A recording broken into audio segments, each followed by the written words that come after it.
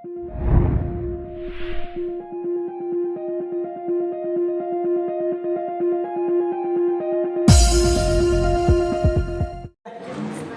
गया सबका? कॉपी किताब अपने सामने रखिए, जरूरत पड़े तो लिखने की चीज़ों को लिखिएगा। हमने कल जो है राजा किसान नगर का पार्ट 2 हम लोगों ने कंप्लीट कर लिया। आज इसका पार्ट 3 है और इसमें हम लोग देखेंगे कि बिंबिसार के बाद यानी हर्यक वंश के बाद कौन सा वंश अस्तित्व में आती है और कैसे आती है।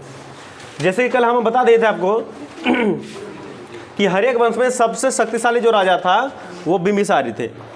और मैंने आपको अगर मैं 16 महाजनपदों की संख्या में बताऊं सबसे ज़्यादा प्रसिद्ध महाजनपद तो मगध था और मगध में ही हर्यक वंश थे, ये भी क्लियर करा दिए हम।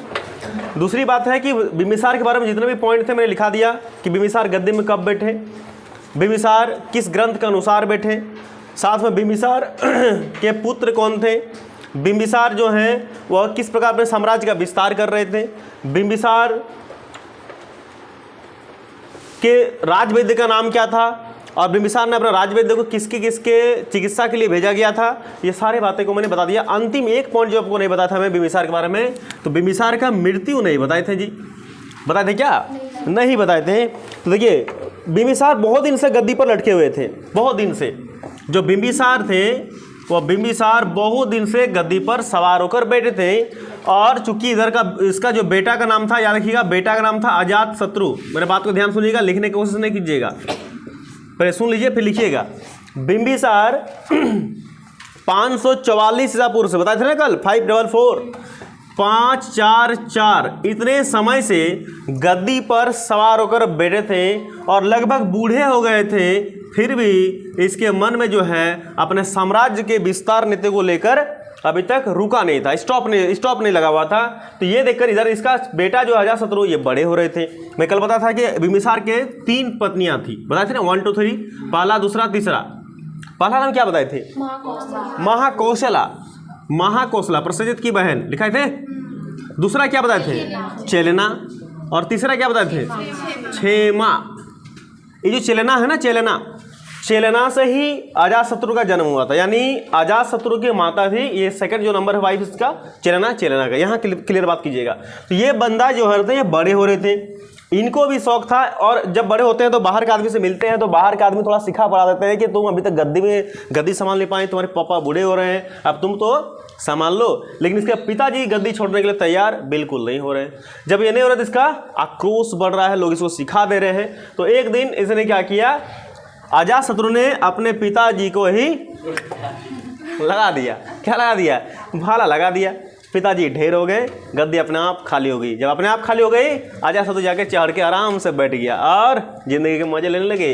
ये रहा अजातशत्रु। एक बात याद रखिएगा, जो हर्यक वंश है, हर्यक वंश, इसका अगर नाम पूछा कि इसको और किस वंश के नाम से जाना जाता है तो पितृहंता वंश। क्या? पितृहंता। पितृ माने पिता, हंता मतलब मारने वाला। पिता, इसमें पिताओं की हत्या करके ही गद्दी पर सब बैठे हुए थे, अभी दिखाएंगे हम।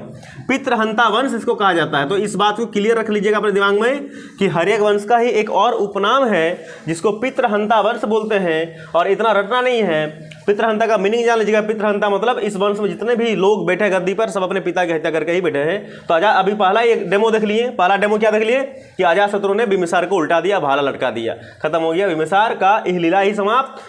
अब आ गए कौन? अब आ गए अजातशत्रु। तो यहां तक मैंने आपको बताया, लेकिन कब? 493 में। याद रखना कितना में?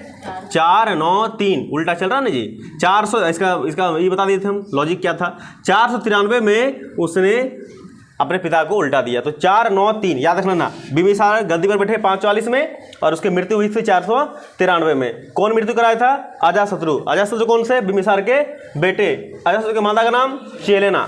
हो गया क्लियर बात है? चलते हैं आगे। चलिए, हर्यक वंश अलग नाम पितृहंता वंश मैं आपको लिखा दिया, कंप्लीट करा दिया। अब इसको इसमें से कुछ अगर लग रहा है आपको इंपॉर्टेंट तो उसको तुरंत नोट कर लीजिए। कुछ लग रहा है? 16 महाजनपदों में प्रथम मगध, एकदम दिमाग में रट्टा मार लो। 6ठी से लेकर 4ठी शताब्दी ईसा पूर्व में मगध, जिसको आप क्या बोलते हैं अभी आधुनिक बिहार, सबसे शक्तिशाली महाजनपद बन गया। और क्यों बना था मैंने कल इसका कारण आपको लिखा के और पढ़ा भी दिया है। इसके आगे चलते हैं कि क्या बात है कि प्रारंभ में जो राजगाह है, राजगाह देखिए इसको याद कीजिएगा, अभी सुनिए मेरे बात को। राजगाह हमने राजगाह कहा है, राजगाह। प्रारंभ में ये जो राजगाह है आधुनिक बिहार के राजगीर का प्राकृत नाम है। देखिए अभी बिहार में है राजगीर, और यही राजगीर पहले राजगृह कहलाता था, कल सिखाए थे ना, राजगृह। और वही राजगृह का पहले नाम था गिरिब्रज। जब बृहद्रथ हुआ करते थे तो उसने अपने साम्राज्य की राजधानी कहाँ बनाया था? गिरिब्रज में। वही गिरिब्रज राजगृह में बदला, वही राजगृह राजगीर में बदला। और प्राकृतिक शब्द में कहा जाता था राजगाह। गाह माना घर, राज मतलब राजा। सब का मीनिंग क्या होता है? राजाओं का घर, राजाओं का गृह जिसको बोलते हैं। तो मगध की राजधानी थी यही, याद रखना। मगध की राजधानी थी क्या थी? राजगीर, या बोल लो राजगाह। ये क्या था? मगध की राजधानी, मगध की राजधानी थी ये। और कहते हैं कि यह रोचक बात यह है कि शब्द का अर्थ क्या होता है? अभी मैंने बताया क्या होता है, इसका मतलब क्या होता है? इसका मतलब होता है राजाओं का घर, राजाओं का घर होता है। यहाँ पर सब राजा ही तो थे। पहाड़ियों के बीच बसा राजगाह एक किलेबंद शहर था। तो इसका खासियत क्या थी कि राजगाह कैसा था? तो यह पहाड़ियों के, एकदम पहाड़ों के चारों तरफ पहाड़ और बीच में राजधानी बसा हुआ था। तो पहाड़ियों, क्या लिखा था कि पहाड़ियों के बीच बसा राजगाह था। पहाड़ियों के बीच में यह बसा हुआ था। और ये क्या था? सुरक्षित करने के लिए इसको क्या किया था? किले से बंद करवा दिया था। तो यानी किलेबंदी थे ये, चारों तरफ से यूँ मानो जैसे अपने घर को हम लोग कैसे सुरक्षित करते हैं, बीच में मकान रहता है, चारों तरफ बाउंड्री रहता है हम लोग का, उसी तरह इसको भी रखा गया था कि चारों तरफ से पहाड़ों का बाउंड्री और बीच में क्या था? वो राजधानी बसा हुआ था। तो बाद में जब 4वीं शताब्दी हुआ तो 4वीं शताब्दी ईसा पूर्व में पाटलिपुत्र को राजधानी बनाया गया और राजगाह को हटा दिया गया। यहाँ से हट के कहाँ चला गया? पाटलिपुत्र बना गया, जिसको अभी पटना बोलते हैं, उसको पहले पाटलिपुत्र कहा जाता, आप भी जानते होंगे, जिसके गंगा के रास्ते आवागमन के मार्ग पर महत्वपूर्ण स्थितियाँ बनी हुई थी। तो यहाँ पर लिखा हुआ है एक आरंभिक साम्राज्य। अब यहीं से होता है एक नया साम्राज्य जिसका नाम पड़ता है क्या? अभी दिखाते हैं कि मगध के विकास के साथ साथ मौर्य साम्राज्य का उदय अब हो गया। देखिए क्या मैंने कहा कि अब कौन सा साम्राज्य का उदय हो रहा है? तो मौर्य साम्राज्य का अब उदय हो रहा है। मौर्य साम्राज्य पढ़ने में बड़ा इंटरेस्टिंग लगेगी और इसमें सारे के सारे बातें इंपॉर्टेंट है, एग्जाम में पूछी जाती हैं। तो मौर्य साम्राज्य से चलने से पहले हम थोड़ा सा चलते हैं अजातशत्रु को, चूँकि यहाँ पर नाम दिया गया है अजातशत्रु का। तो अजातशत्रु बिंबिसार कलम पढ़ लिया, तो अजातशत्रु को देखते हैं और महापद्मनंद के बारे में देखेंगे। तो अभी थोड़ा सा हम अजातशत्रु पर पढ़ लेते हैं 4 लाइन, फिर हम इसमें चलते हैं, क्योंकि सीक्वेंस चलिए तो समझ में आएगा। ऊपर हेडिंग कर लो अजातशत्रु, और हम पहले लिखा देते हैं, मतलब पहले सुना देते हैं, फिर आप उसको यूँ ही लिखा देंगे, उसको लिख लीजिएगा। देखिए अजातशत्रु की बात अगर कहा जाए तो इसमें से 2-4 मोटी बातें तो आप सीख ही गए हैं। क्या कि अजातशत्रु किसका बेटा था? बिंबिसार का, अभी मैंने जस्ट बताया आपको। और वो अपने पिता का हत्या करके 493 में गद्दी पर बैठा। कहाँ की गद्दी पर? तो मगध की गद्दी पर वो क्या हो गया?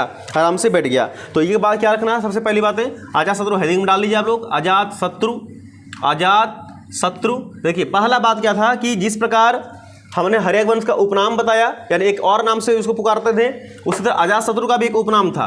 तो इसका जो उपनाम था, मेरे साथ लिखते चलेगा, इसका उपनाम कुनिक था, कुनिक था। इसका उपनाम क्या था? कुनिक था। और इसका एक मंत्री था जिसका नाम था वर्षकार या वरसकार, याद रखना। इसमें इसका एक मंत्री भी था जिसका नाम था वर्षकार या वरसकार। क्या था? इसके मंत्री का नाम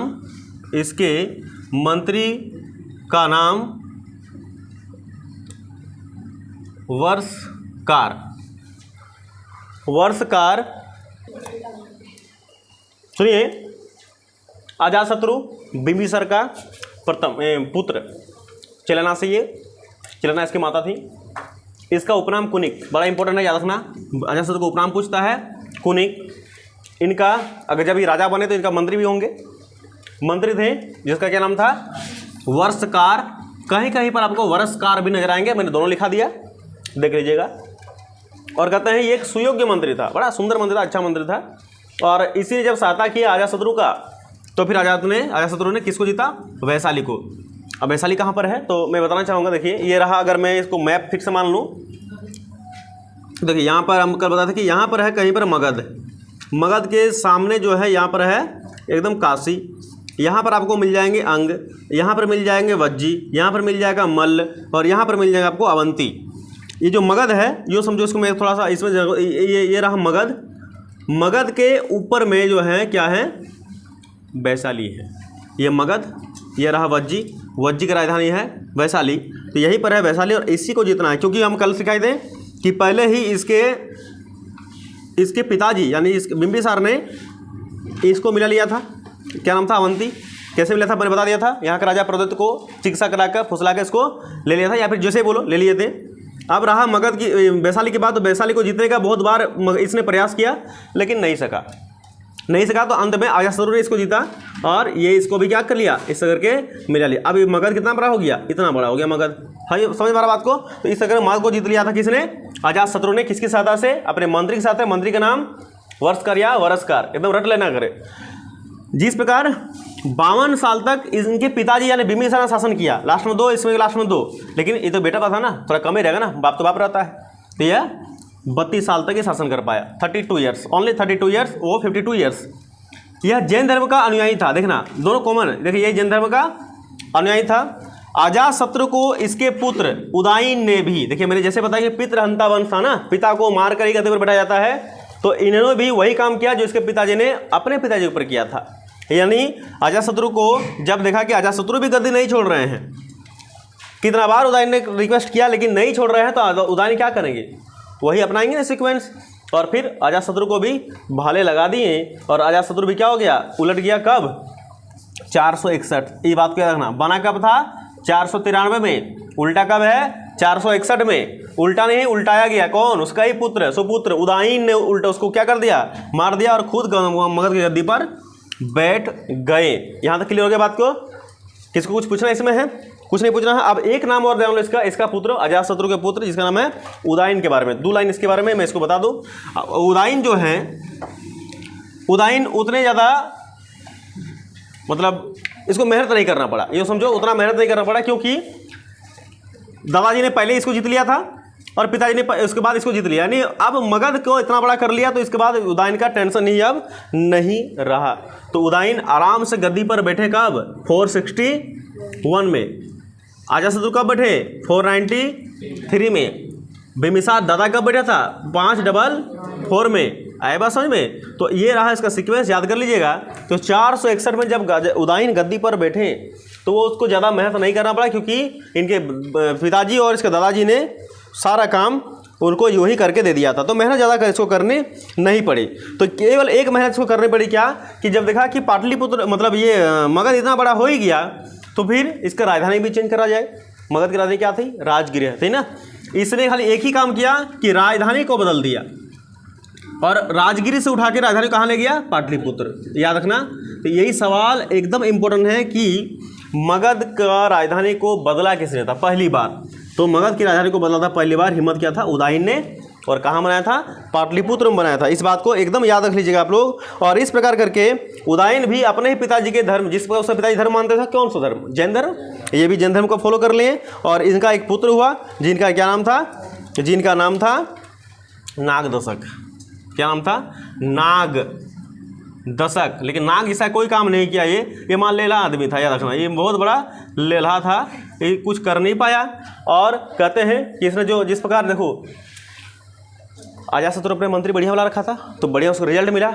इसने अपना मंत्री रखा था एगो शिशुनाग को, समझा, शिशुनाग, नाग, ये नाग स्टार्ट हुआ, नाग खत्म हो गया, नाग खत्म ही करके सब चला गया, समझे। शिशुनाग को बना दिया मंत्री, और शिशुनाग ने इसको अंदर से डस के खुरा दिया। कहते हैं कि उदयन को पता था कि हमारा वंश का ही नाम है पितृहंता वंश, इसलिए वो बार बार पूछ रहा था अपने बेटा से कि बेटा तुमको जब भी शादी करने का मन होगा हमको कह देना, और जब भी तुमको गद्दी चाहिए मेरे को तो खुलेआम बोलना नहीं कि हम जानते हैं अपना हरिवंश का रीति रिवाज, क्योंकि कोई कुछ बोलता नहीं है, बस दिखता है और अंत में भाला लटका देता है। तो बेटा हमको नहीं मारना, तुम समझ लो, जब भी तुमको शादी करने का मन करेगा हमको इन्फॉर्म करना, और जब भी तुमको जो है साम्राज्य की गद्दी चाहिए हमको खबर करना, हम हमेशा तुमको तुरंत दे देंगे, तुरंत शादी करवा देंगे तुम्हारा, लेकिन हमको मारना मत। क्या है, हमारा रीति रिवाज यही चल रहा है। तो ये नागदशक अंतिम, याद रखना, ये अंतिम वाला था, अंतिम, ये अंतिम राजा था। यहाँ पर हो गया हरेक वंश की समाप्ति, कहानी समाप्त, शेष। इसको आप रट लीजिएगा, लिख लीजिएगा। तो इसको लिखना कुछ ऐसा है नहीं, लिखिए पहला पॉइंट लिखा तो लिख लीजिए, पहला लिखिए उदयन हेडिंग डालिए और 2 पॉइंट लिखिए। मौर्य वंश, पहले सुनिए बात को, मौर्य वंश आया कहाँ से है, इसके पीछे बड़ा कहानी है। मौर्य वंश की स्थापना कैसे हुई थी, देखिए, ए बाबा हल्ला नहीं करो, सुनो। एक इसके पहले एक वंश था जिसका नाम था नंदवंश, क्या नाम था? नंद वंश। पहले बात को सुनिए यहाँ से, यही सब आपको ना, यही सब चीज़ें आपको बाद में पढ़नी पड़ेगी। अगर पढ़ाई जारी रखें ना तो इंटर के बाद आपको यही सब पढ़ना पड़ेगा, और उसमें ज़्यादा पैसा देकर पढ़ना पड़ेगा कहीं पर भी। इसलिए अभी पढ़ाते रहे, इसको पढ़ लो, कॉपी में कोना में लिख लो, ताकि भविष्य में इसको याद आ जाए, क्योंकि यही सब पढ़ाया जाएगा और कोई दूसरा थोड़ी पढ़ाया जाएगा। नंद वंश का नाम थोड़ी चेंज होकर हो जाएगा वंश नंद, नहीं ना होगा। देखिए नंद वंश, यहाँ दो बातें हैं। पहली बात है किसके संस्थापक कौन थे, और दूसरी बात है कि अंतिम राजा कौन हुए। बस यही पूछेंगे आपसे। संस्थापक की बात करें तो महापद्मनंद, क्या लिखोगे? महापद्मनंद। इसके पास बहुत पैसा था, बहुत पैसा, इतना पैसा मतलब पता नहीं कितना पैसा था, बोलते महासंघ तक पैसा था इसके पास।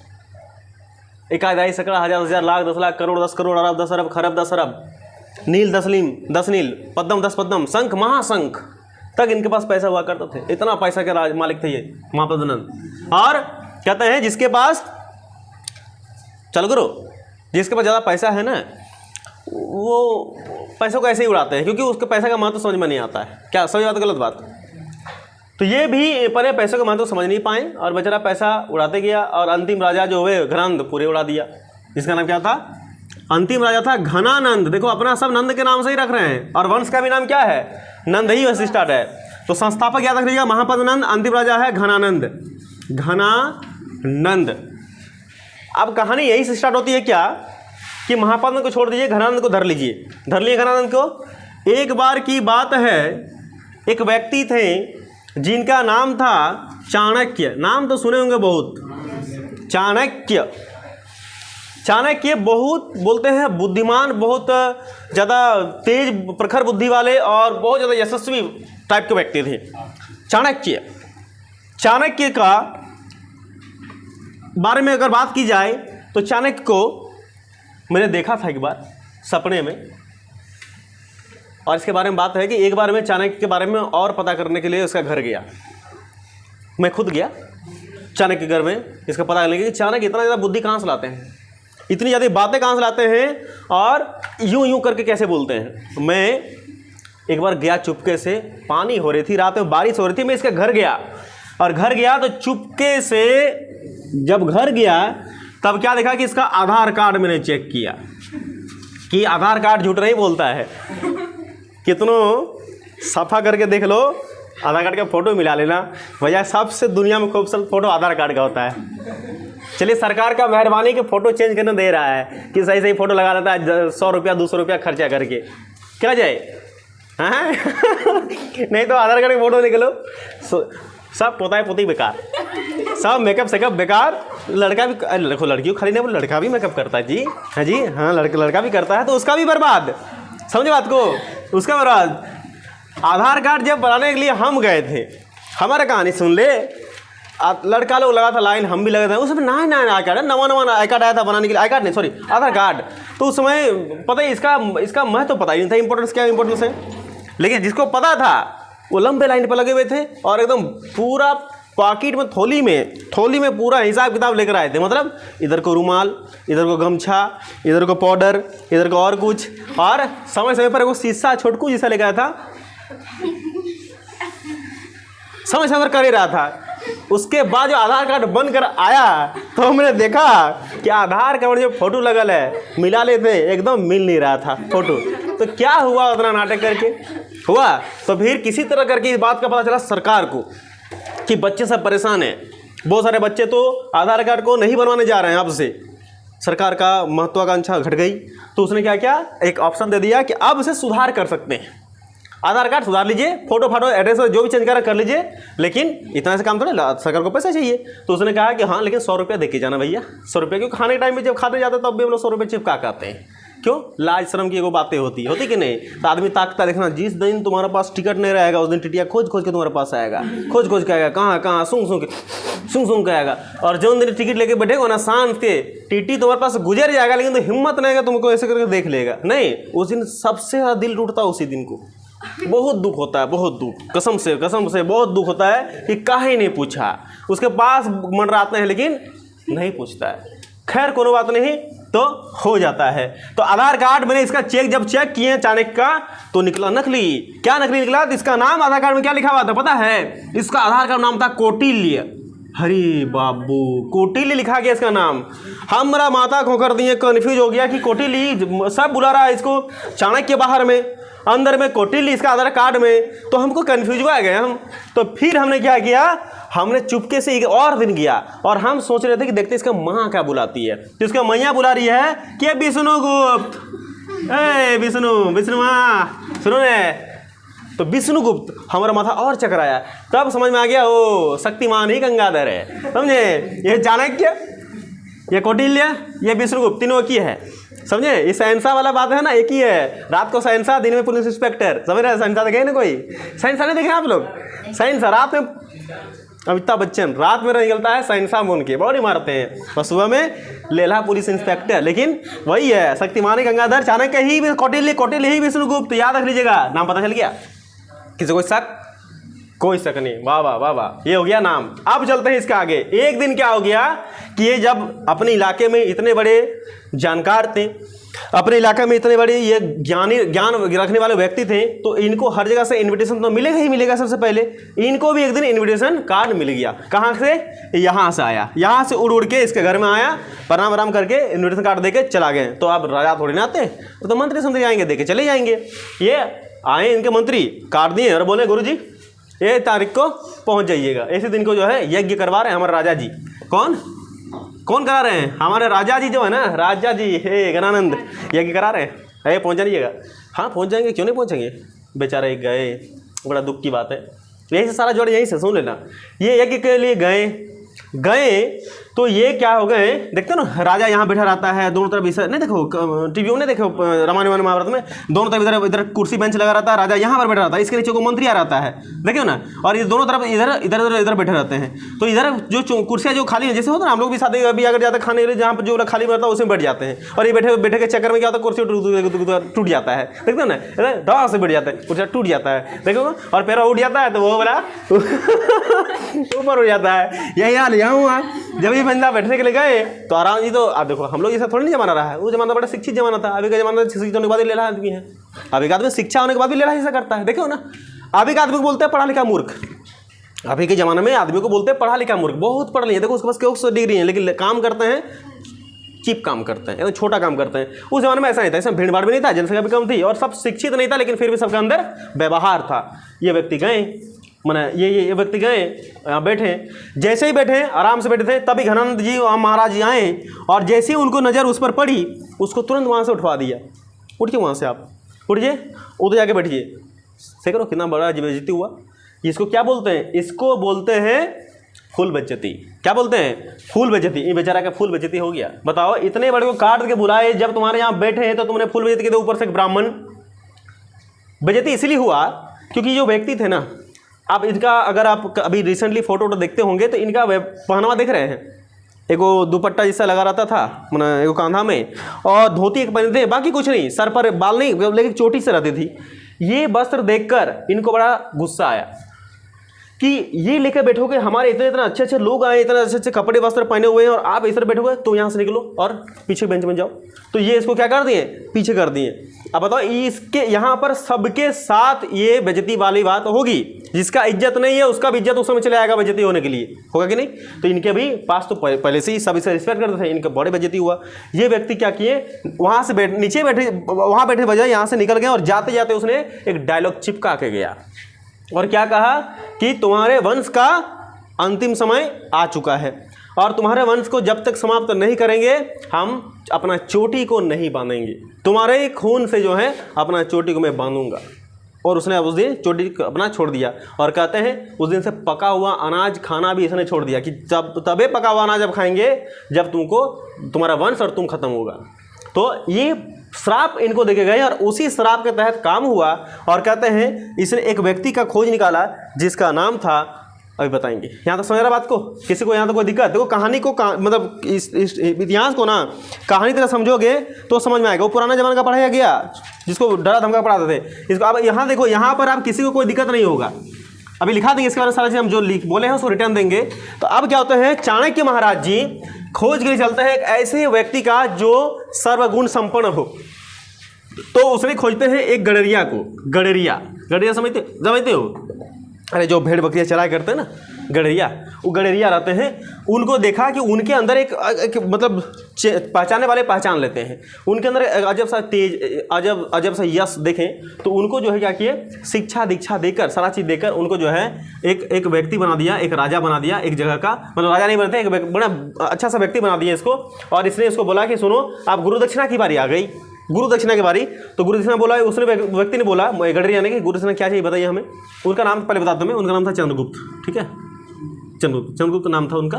तो चंद्रगुप्त मौर्य यही नाम था। मौर्य मतलब ही होता है गडरिया चलाने वाला, जात एक प्रकार का जाति होती है। तो ये मौर्य वंश का बोला कि ये चंद्रगुप्त मौर्य को बोला कि आप गुरु दक्षिणा का टाइम आ गया, गुरु दक्षिणा दीजिए। तो इसने पूछा चंद्रगुप्त ने क्या चाहिए बताइए आपको। तो इसने कहा कि ऐसा ऐसा बात है, मतलब कौन सा, घरानंद वाली बात को कह दिए। और उसने क्या किया, घरानंद के ऊपर आक्रमण करके घरानंद के वंश को समाप्त कर दिया। और घरानंद के वंश की जगह, यानी नंद वंश की जगह, सुन लीजिए बात को, यही भी नाम आता है कि नंद वंश की जगह एक वंश की स्थापना की, जिसका क्या नाम था, मौर्य वंश। तो यहां से उत्तर मिल गया आपको कि मौर्य वंश की स्थापना किसने किया था, चंद्रगुप्त मौर्य ने। अब जैसे ही राजा बन गए तो अपने गुरु जी को तो थोड़ी छोड़ सकते हैं, गुरु जी को नहीं छोड़ेंगे। राजा बन गए तो अपने गुरु जी को क्या बना दिए, मंत्री बना दिए। गुरु जी का नाम पता चल गया, क्या था गुरु जी का नाम, चाणक्य। आधार कार्ड वाला नाम क्या था, कौटिल्य। मैया क्या बुलाती थी, हो गया, उत्तर तो याद आ गया ना सबको। तो यही था उसका कहानी। अभी कहानी पूरा नहीं हुआ, अभी सुनिए, अब यहाँ से आएगा क्लाइमैक्स का सीन। तो यहाँ तक पता चल गया कि मौर्य वंश का संस्थापक पता चल गया, संस्थापक कौन थे, और इसका मंत्री पता चल गया। अब चलते हैं इसका जीवनी के बारे में आगे, क्योंकि मौर्य वंश का पूरा पढ़ना पड़ेगा आपको इसमें। देखिए आगे चलते अगर बात करूँ तो मौर्य वंश में जैसे राजा के बीच में लड़ाई तो होती है अपने अपने राज्य को विस्तार करने के लिए, राज्य को आगे बढ़ाने के लिए। तो इसमें भी लड़ाइयाँ होनी जरूरी थी और हुआ भी लड़ाइयाँ। बात क्या था देखिए, इसमें होता है क्या कि जो मौर्य वंश था, मौर्य वंश बहुत ज़्यादा आगे चलकर ख्याति प्राप्त किया। और मौर्य वंश का जैसा मौर्य अब कोई भी उत्पन्न नहीं हो पा रहा था। मतलब मौर्य वंश एक तरह से बोला जाए तो मौर्य वंश बहुत ज़्यादा यशस्वी वाला और बहुत ज़्यादा चारों तरफ से प्रखार सम्मान पाने वाला एक वंश बन गया था। तो मौर्य वंश का संस्थापक चंद्रगुप्त मौर्य गद्दी पर कब बैठे। तो देखिएगा कि चंद्रगुप्त मौर्य का जन्म हुआ था 345 में, याद कर लीजिएगा। चंद्रगुप्त मौर्य का जन्म कब हुआ था, 345 में हुआ था इसका जन्म। हम इसको अभी देखिए, इसको हम केवल इतना ही बताते हैं, लिखाएंगे बाद में, पहले किताब थोड़ा आगे बढ़ेंगे उसके बाद दिखाएंगे इसको। खाली यहाँ समझ लीजिएगा, आपको नोट्स बनाना, नोट्स यहाँ से बना लीजिए। जन्म हुआ था 345 को, जन्म किनका, चंद्रगुप्त मौर्य का जन्म 345 में हुआ था। और जब इसने घनानंद को हरा दिया, घनानंद जो अंतिम शासक था, कहाँ का, कौन वंश का, नंद वंश का अंतिम शासक घनानंद, जब उसको हरा दिया युद्ध में, तो हराने के बाद गुरु जी को भूल नहीं पाए और चाणक्य को क्या बना दिया, चाणक्य को बना दिया मंत्री, यानी प्रधानमंत्री, याद रखना। इसने चाणक्य को क्या बना दिया, अपने पास ही रखने लगे, क्योंकि चाणक्य बहुत बड़ा एक राजनीतिज्ञ था, ये अर्थशास्त्र के बारे में बड़ा जानकारियां इनको थी। तो चाणक्य को क्या बना दिया, अपना प्रधानमंत्री नियुक्त किया कि आप हमें क्या दोगे, शिक्षा दीक्षा के साथ साथ हमें अच्छे अच्छे बुद्धि भी बताओगे और कैसे हम अपने समाज को आगे बढ़ाएंगे, इनका भी तय आप ही करोगे। तो याद रखना, चाणक्य ने एक पुस्तक लिखा जिसका नाम था अर्थशास्त्र, याद रख लीजिएगा। चाणक्य ने एक पुस्तक लिखा, इस चाणक्य का एक पुस्तक की रचना की जिसका नाम था अर्थशास्त्र। ये वो अर्थशास्त्र नहीं जिसको आप क्लास 12 में 11 में पढ़ रहे हो, इकोनॉमिक्स, वो नहीं है, वो वाला नहीं है, ये वाला है राजनीतिक अर्थशास्त्र, ठीक है ना। अर्थशास्त्र की रचना की और चंद्रगुप्त मगध की गद्दी पर 322 में बैठ गया था। याद रखना, चंद्रगुप्त मौर्य जो थे, मौर्य यानी चंद्रगुप्त मौर्य कब बैठा गद्दी पर, यह गद्दी पर बैठा था 322 में। कहीं पर 321 भी आपको मिलेंगे, तो 22-21 याद रख लीजिएगा। 321 322 में ये गद्दी पर क्या हो गए, बैठ गए। जब ये बैठ गए गद्दी पर, तब यहाँ से होता है आगे की बातें, सफ़र यहाँ से तय होती हैं। तो यहाँ से सफ़र क्या तय होती है कि अब इनका शादी ब्याह भी होना था, तब तो साम्राज्य और आगे बढ़ेंगे। तो इनका शादी हुआ था किससे, तो कार्नेलिया से, याद रखना। एक कार्नेलिया सारा चीज़ को हम लिखित देंगे, पहले यहाँ समझ लो। कार्नेलिया से इनका विवाह हुआ।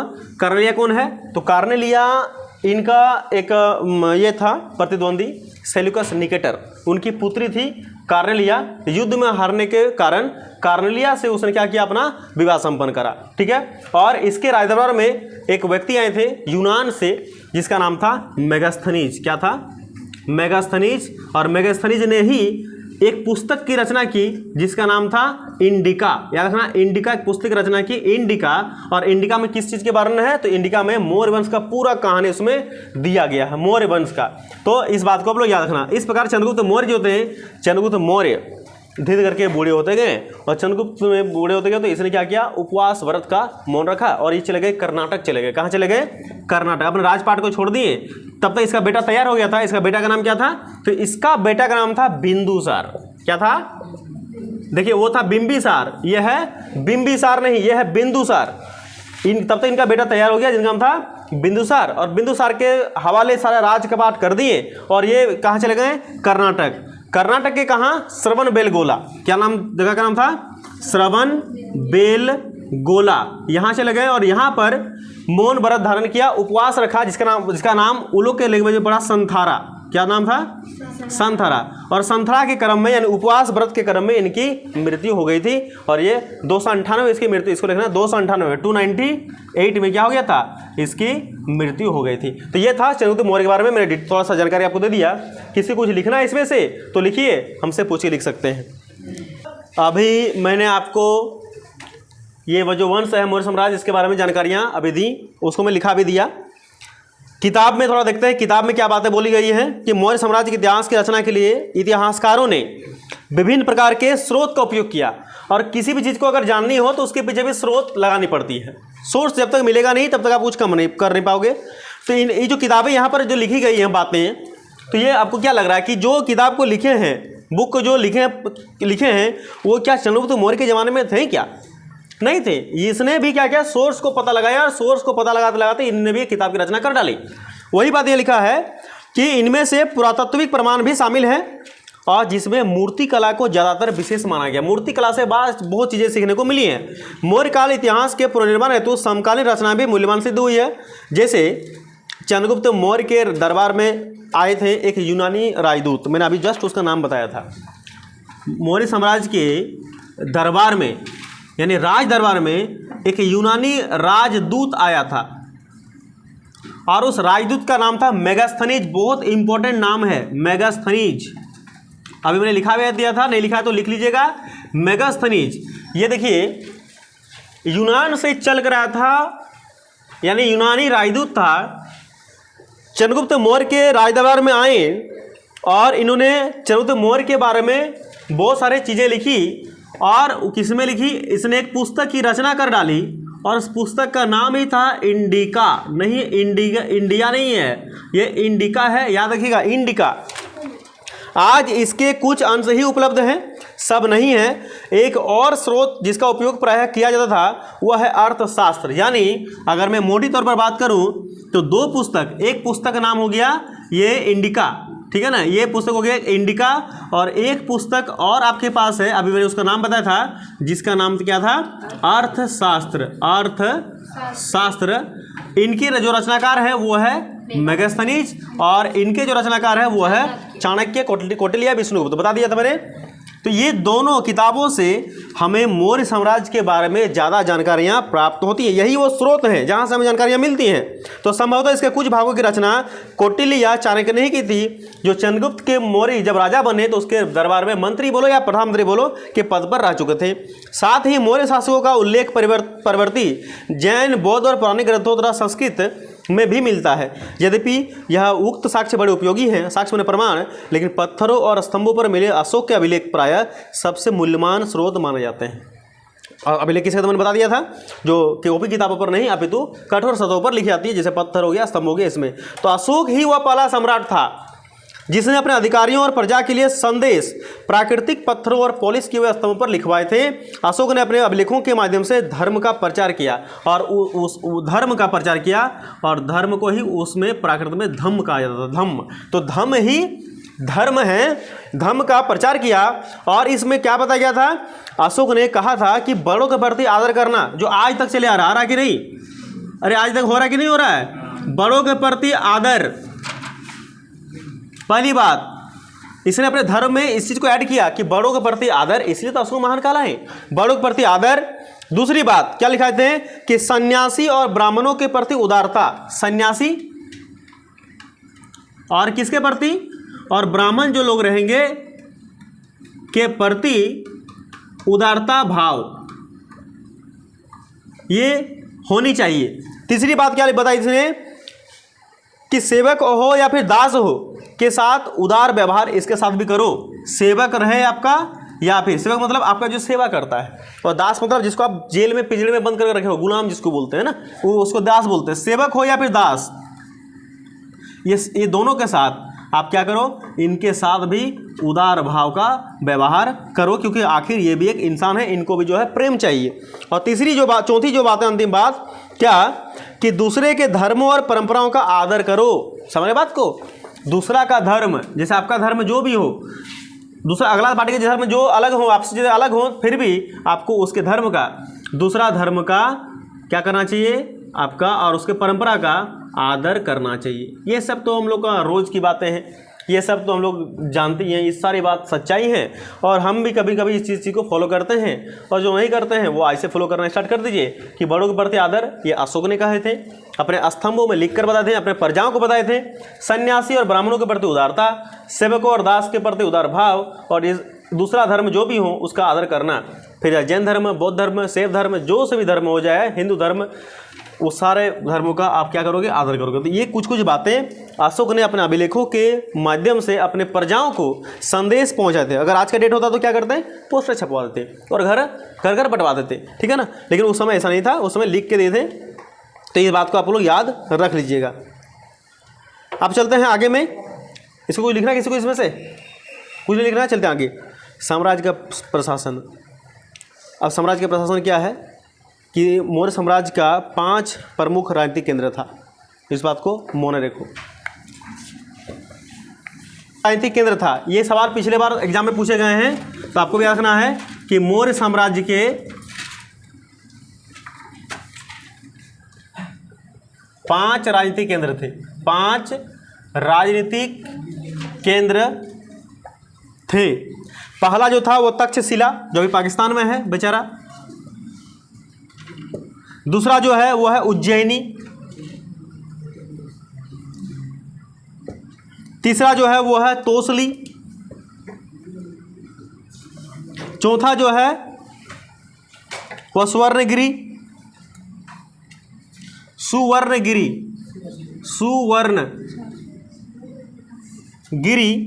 और अंतिम जो है पाटलिपुत्र। ये 5 ठो जो है राजनीतिक केंद्र है। मतलब यूँ समझो कि ये मौर्य समाज का ब्रांच था, यहाँ मौर्य साम्राज्य काम करते थे। ये सब का ऑफिस है, मतलब ये सोचो कि ये सब ऑफिस था। यहाँ जब भी कभी मन करे तो ये ऑफिसों में काम कर लिया जाता था। तो ये ऑफिस था इनका, 5 ठो ऑफिस थे, और जिनमें से जो प्रमुख ऑफिस था, जिसको ऑफिसों का ऑफिस यानी हेड क्वार्टर जिसको बोलते हैं ना, HQ, वो यही था, ठीक है। यानी सब जगह पर कंट्रोल यहीं से करा जाता था। यानी ये था हेड क्वार्टर पाटलिपुत्र, यानी कौन था ये तो राजधानी था ना, तो यहीं से सारा चीज़ को कंट्रोल करा जाता था। तो 5 ठो राजनीतिक केंद्र आपको याद रख लेना है। 5 मौर्य समाज का कितने राजनीतिक केंद्र, 5।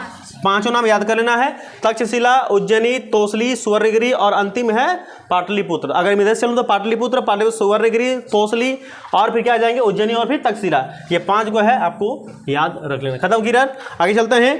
तो इन सबका उल्लेख अशोक के अभिलेख में करा गया है। ये भी बात उड़ के नहीं आई है, कोई पेपर पर नहीं निकला था। इनका इन 5 जगह का उल्लेख कौन किया था, अशोक ने खुद किया था। अपने अभिलेख में इन 5 जगह की चर्चा करी गई थी, और इसने यह भी बताया था कि ये जो 4 है, ये तक्षशिला, उज्जैनी, तोसली, सुवर्णगिरी, ये है प्रांतीय, और ये क्या है, ये है राजधानी। ठीक है, चलते हैं आगे। यहाँ तक चल रहा है, रिकॉर्ड हो रहा है। इन सबका उल्लेख अशोक के अभिलेख में किया गया था। यदि हम इन अभिलेखों का परीक्षण करें तो पता चलता है कि आधुनिक पाकिस्तान के पश्चिमोत्तर सीमांत प्रांत से लगभग आंध्र प्रदेश, उड़ीसा और उत्तराखंड तक हर स्थान पर एक जैसे संदेश उत्पन्न करे गए हैं। और इनमें से यही सब जो हैं, ये अगर आपके पास बुक रहता तो मैं जरूर दिखाता।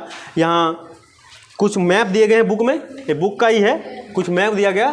तो बुक है तो कहाँ खोलिए, बेंच पर है ना।